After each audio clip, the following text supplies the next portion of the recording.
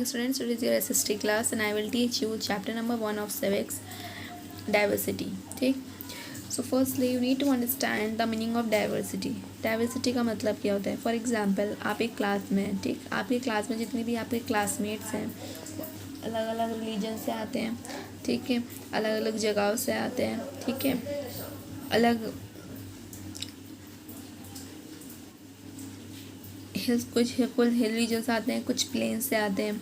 कुछ प्लेन यानी कुछ पहाड़ों पे रहते हैं या फिर हो सकता है नॉर्थ इंडिया के कुछ प्लेन्स पर रह सकते हैं.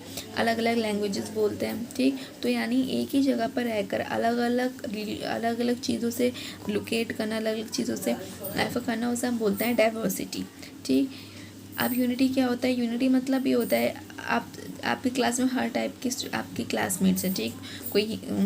कोई हिंदू भी हो सकता है, कोई माउंटेन भी हो सकता है, कोई सिख भी हो सकता है. अलग अलग जगहों से आते हैं. थोड़ी ना आप सब एक ही जगहों से आते हैं. ठीक. अलग अलग जगहों से होने के बाद भी, अलग अलग लैंग्वेजेस बोलने के बाद भी, अलग अलग रिलीजन के बोलने के बाद भी आप लोग एक जगह पर यानी इंडिया में एक साथ रहते हो, उसे हम कहते हैं यूनिटी. ठीक. तो इसलिए हम कहते हैं ना यूनिटी एंड डाइवर्सिटी. इसका मतलब ये होता है एकता में अनेकता. डाइवर्सिटी मीन्स अलग, अनेकता, एंड यूनिटी मीन्स एकता. अब डाइवर्सिटी के कुछ रीजंस हैं.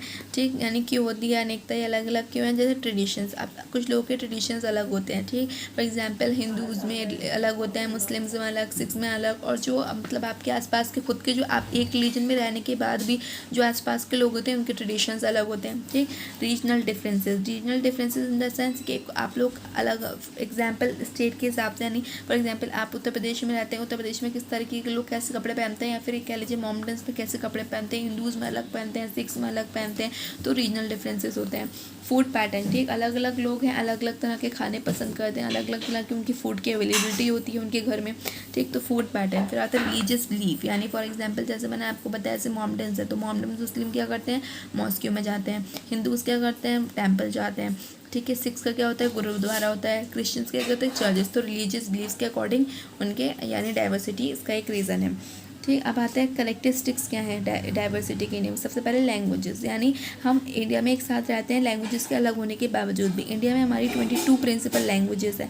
ठीक. यानी लोग अलग अलग स्टेट में, अलग अलग रिलीजन में अलग अलग तरह की लैंग्वेजेस बोलते हैं. फॉर एग्जाम्पल जैसे पंजाबी बोली जाती है पंजाब में, बंगाली बोली जाती है वेस्ट बंगाल में, तमिल में तमिलनाडु बोली जाती है, आंध्र प्रदेश में तेलुगु बोली जाती है, कर्नाटक में कन्नड़ा बोली जाती है, मलयालम केरला में बोली जाती है. तो उसके अकॉर्डिंग सबकी लैंग्वेजेस अलग अलग होती हैं. फिर रिलीजन अलग अलग होता है. ठीक. जैसे मैंने आपको बताया कि अलग अलग रिलीजन को लोग फॉलो करते हैं, उनके रिचुअल्स को फॉलो करते हैं और उसी के अकॉर्डिंग अपने गॉड को वर्शिप करते हैं. ठीक. जैसे हिंदुज़म, इस्लाम और सिक्किम, जैनिज़्म, बुद्धिज़्म, क्रिश्चियनिटी, ये ज़्यादातर रिलीजन्स है जो हम जानते हैं. ठीक है. हर किसी का एक एक फेथ होता है अपने गॉड को लेकर. ठीक. हर किसी के एक एक वर्शिप प्लेस होती है अपने गॉड को लेकर. अब आते हैं फेस्टिवल्स क्या होते हैं, फेस्टिवल्स अलग होते हैं. ठीक. उसके बेसिस फॉर एग्जांपल फेस्टिवल्स में 3 चीज़ों में तीन बेस पर डिवाइडेड क्लास. सबसे पहला आता है रिलीजन बेस्ड. फॉर एग्जांपल जैसे हिंदू जो होते हैं वो क्या बनाते हैं, दिवाली, होली, ये सब. मुस्लिम्स के बनाते हैं ईद. ठीक. ईद उल फित्र, ईद उल जुहा. ठीक. क्रिश्चियंस के बनाते हैं क्रिसमस. सिख्स क्या मनाते हैं, फॉर इसके से जिनके जो सिख्स होते हैं पंजाबी होते हैं वो क्या मनाते हैं, गुरु नानक जयंती या फिर बैसाखी या फिर लोहड़ी. ठीक. रिलीजन के बेसिस पर तो ये अलग अलग हो गए. फिर आते हैं regional festival for example class जैसे ओनम है, तो ओनम जो है पूरे केरला में मनाई जाती है. ठीक. असम में बिहू है, तो बिहू एक फेस्टिवल है जो कि पूरी असम एक साथ इकट्ठा होकर सेलिब्रेट करती है. तमिलनाडु में पोंगल यानी पूरा ही तमिलनाडु पोंगल सेलिब्रेट करता है. तो ये रीजनल फेस्टिवल. नेशनल फेस्टिवल यानी जैसे इंडिपेंडेंस डे, रिपब्लिक डे, यानी पूरा नेशन सेलिब्रेट करता है. तो पूरी हमारा नेशन इंडिया पूरा सेलिब्रेट करता है. ठीक. अब डांसेस म्यूज़िक, यानी डांसेस की म्यूज़िक की बेसिस पर भी एक करेक्टरिस्टिक है. फॉर एग्जांपल जो डांस है, डांस के बेसिस पर तमिलनाडु में भरतनाट्यम होता है, आंध्र प्रदेश में कुचिपुड़ी होता है, कथकली केरला में होता है. ठीक है. कुछ ऐसी फॉर्म्स हैं इंडिया की और जो अलग अलग स्टेट्स के हिसाब से, अलग अलग रीजन के हिसाब से होते हैं. ठीक. म्यूज़िक अलग अलग उसके हिसाब से होता है.